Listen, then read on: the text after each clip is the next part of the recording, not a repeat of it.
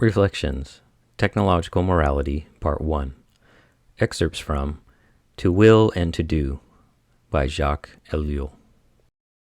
For it is God which worketh in you both to will and to do of his good pleasure. Philippians 2:13. A transformation in the lived morality is taking place under our eyes. We are entering into a new form of morality, which could be called technological morality, since it tends to bring human behavior into harmony with the technological world, to set up a new scale of values in terms of technology, and to create new virtues. Contemporary morality, such as it exists in our society, and which is currently called bourgeois morality, is made up of two quite different elements. One of these is what is left of the Christian morality, developed in the Middle Ages and transformed in the 16th and 17th centuries. It emphasizes the individual virtues and is oriented towards charity. The other is a technological morality, emphasizing collective virtues and oriented towards work. We must remember, moreover, that these two elements are not contradictory. It is Christian morality, in the form which took from the 16th century on, which has been preparing the way for the development of technological morality. In fact, this Christian morality corresponded at that time to the development of the bourgeois world. It emphasized the protection of property, where theft becomes an important theme in this morality. It makes work a virtue. It affirms individualism. It dwells on the fact that the world was entrusted by God to man for him to exploit. That justified man in committing himself to the course which the bourgeoisie opened up, that of work to the point of excess, productivity, the priority of economy, etc. For its part, the technological enterprise was the more justified through the emphasis on the ridding of the world of its religious taboos by Jesus Christ. This emphasis came in with the Reformation in the 16th century. The world is no longer a place inhibited by obscure powers, gods, or demons, which need to be feared and respected. It is material, and man can do in it what he pleases. Finally, the Reformation completes the picture by establishing a clear dichotomy between private life with its personal virtues, salvation on the one hand, and collective economic and political conduct on the other, which latter are free of the control of the church and are outside the spiritual domain. There is then a sort of spiritual indifferentism in sociopolitical questions, whereas the Catholic Church had always attempted to subject sociopolitical activity to spiritual direction. Thus, this Christian morality favored the spread of moral values belonging to technology. The entrance of these values into morality led to the formation of that particular morality, that bourgeois morality, which we shall not describe because it has already been described frequently. In addition, this morality was quite vigorous, for whatever Western society penetrated, it tended to impose itself. African countries and the Soviet Union, which had pretended to eliminate the morality of the bourgeoisie, came back to it even with an accentuation of its characteristics, with an entirely new rigor, at least in the interior of the Soviet Union, and with application to private life as well. Thus, we know the severities reserved for adultery, and the fight waged against alcoholism, against youthful depravity, against theft, all according to very bourgeoisie ideas.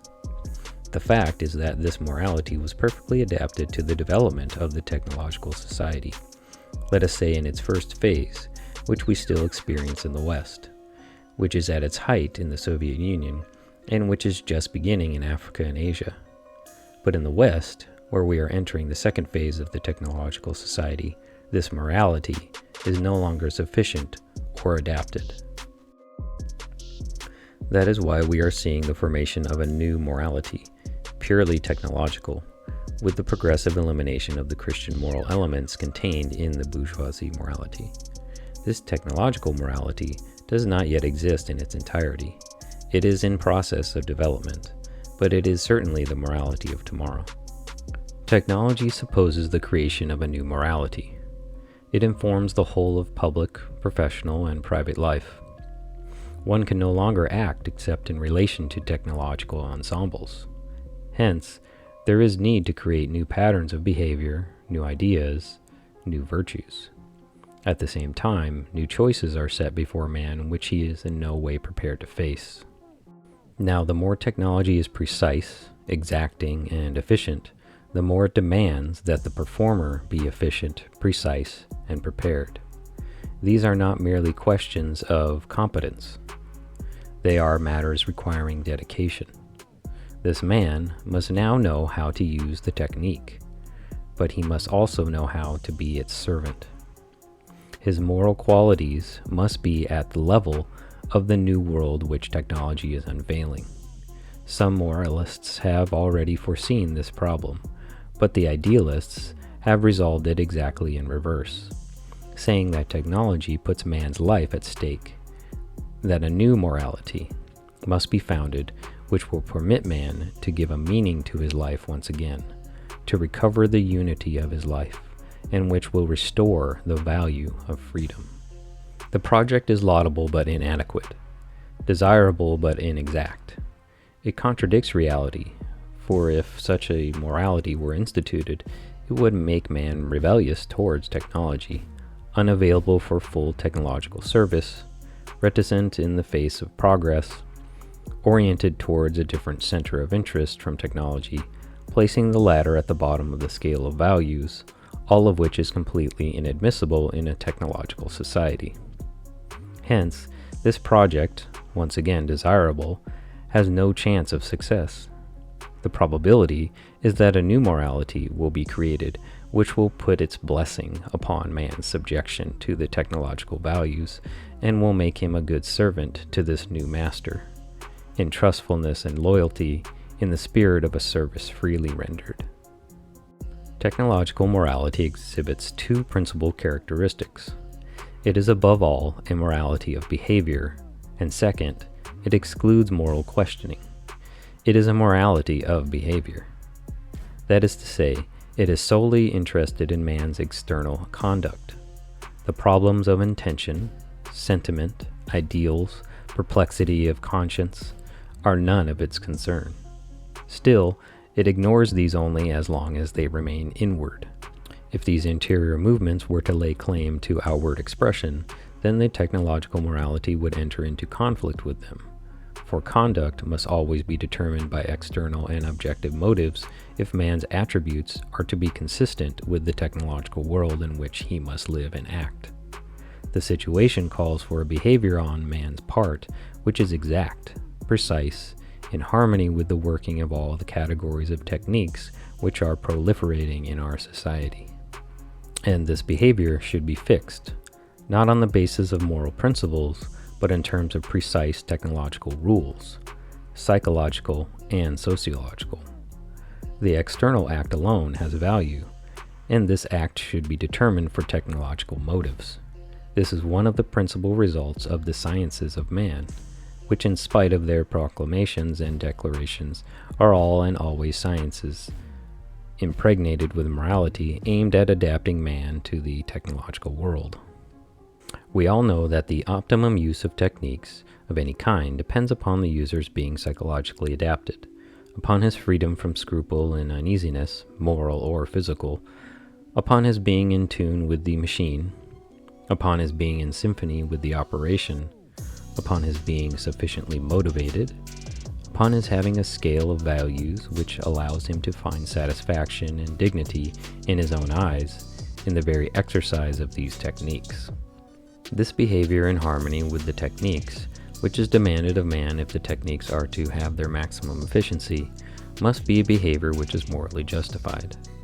Hence, it must not be a behavior which is externally imposed, mechanical, forced, but a behavior to which man gives his adherence for moral motives only.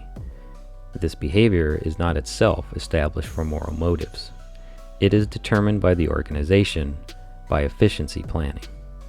The more the organization of work, of government, of family life, of living conditions, of traffic, of public health, of recreation, etc., is perfected, and the more exactly the patterns of behavior are established, the more does efficiency planning tend to displace the moral imperative. The former moral objective of duties and imperatives, the closed morality, is progressively eliminated by the organization. It is the latter, now, which dictates the true duties, the true social imperatives, and which supplies them with moral value, and in this way justifies them. But at the same time, this leads to a questioning of the problem of choice between good and evil, a questioning of individual decision, of subjective morality, of open morality. There are fewer and fewer choices to be made. I mean, real choices, because good behavior is that which is called for by the technique, is described by the technique, is made possible by the technique. We have already seen that for contemporary moralists, morality is the domain of ambiguity. But when they speak that way, they are speaking out of their reflections, out of their wishes, out of traditional society. They are not all taking about a morality which would be of use to a technological society. In such a society, technique excludes ambiguity. The good is clear. The behavior valid for a technological world is dreadfully uniform. It obviously imposes itself upon the individual. There are not 100 ways of employing a given technique to achieve an end. The technique is itself a way of acting. The conduct demanded of the individual can scarcely be doubted or disputed. Contemporary man is very generally convinced that the technique is the good, that it concurs in man's good and will bring about his happiness. Should man recoil before this prospect, the proof of the technical good is confirmed, reinforced, and assured by the various pressures at the disposal of the technological civilization. The testimony of its successes, the importance of the necessity for its development, the certainty of progress, the marvelous concordance of the techniques.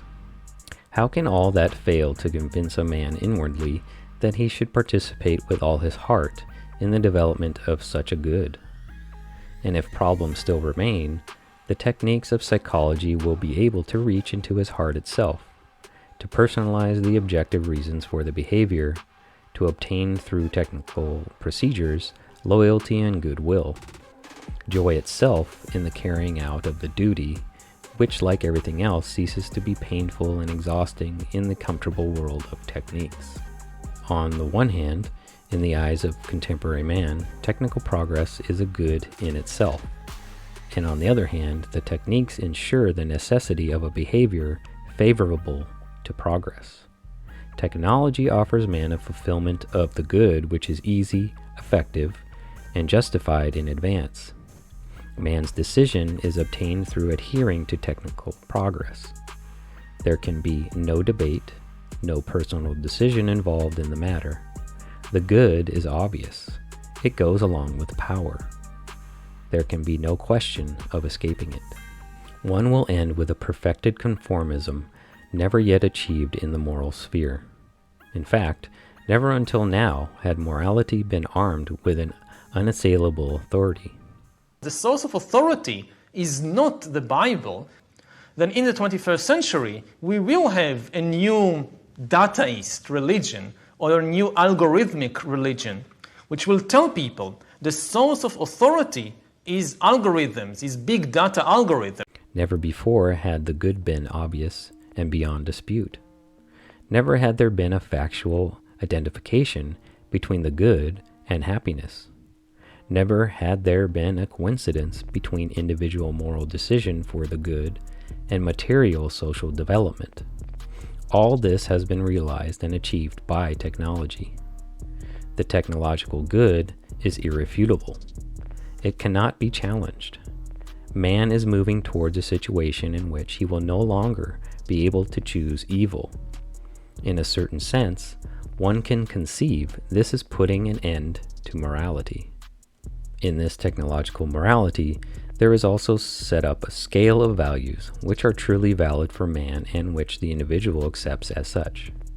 Without doubt, One of the important facts in this sphere is the transformation of technology itself into a value.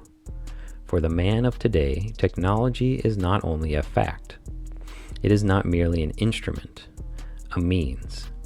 It is a criterion of good and evil. It gives meaning to life. It brings promise. It is a reason for acting, and it demands our commitment. A way of dealing with the world and of characterizing it in terms of our continuing and our momentary requirements. This definition, what is it a definition of? Of technology or of value? There could be no better demonstration of the fact that technology has become a value than by pointing out the ambiguity of this definition. Now it is word for word the definition of value given by one of the contemporary representatives of the philosophy of values, Gustor. But this is even more exact at the level of the average man. Doubtless for him, in various ways, technology is a value. In various ways, because the meaning which technology has given to his life can as well be comfort. The possession of an appliance, rather than the liberation of the proletariat thanks to technology, or humanity's newfound happiness. This is a criterion of good and evil, for without the slightest doubt, everyone today treats technology as a good, a gift of God, etc. And people cannot avoid talking that way. Whenever anyone suggests that technology presents certain disadvantages, people rush to its defense. It isn't technology, but the fault of man, who misuses it. But if it is true that the evil here is man's doing, that then means implicitly that technology is the good. And this good is set forth as a thing not to be challenged. It is not possible to call technology into question. One can call everything in our society into question, including God, but not technology.